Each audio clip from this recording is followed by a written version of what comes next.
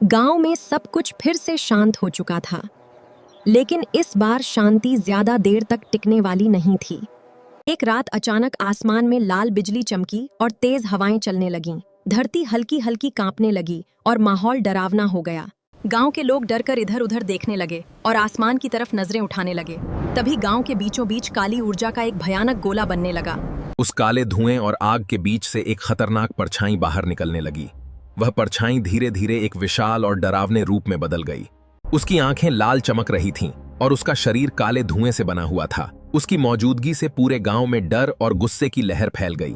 लोगों के दिल में नकारात्मक भाव भरने लगे और वे आपस में झगड़ने लगे। अच्छाई धीरे धीरे खत्म होने लगी और माहौल पूरी तरह बिगड़ गया।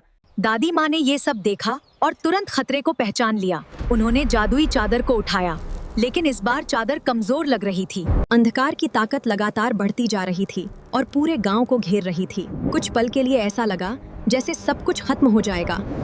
तभी दादी माँ को एक महत्वपूर्ण बात याद आई। उन्हें समझ आया कि चादर की असली ताकत अकेले में नहीं, बल्कि सबके अच्छे दिल में है। उन्होंने लोगों को एकजुट होने का संकेत दिया।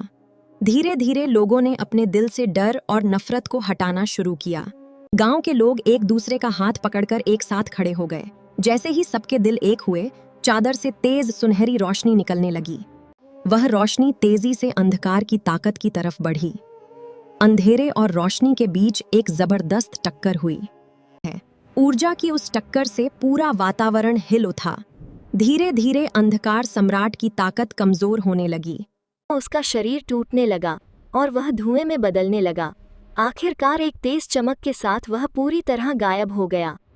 आसमान साफ हो गया और सूरज की रोशनी फिर से फैल गई। गांव में शांति लौट आई और लोग फिर से खुश हो गए। सबने एक दूसरे की मदद करना शुरू किया और अच्छाई वापस आ गई। दादी माँ शांत खड़ी थीं और सबको असली ताकत समझ आ चुकी थी। तो मेरी कहानियाँ सुनने के लिए कृपया लाइक और सब्सक्राइब करें। कमेंट भी कर दीजिए।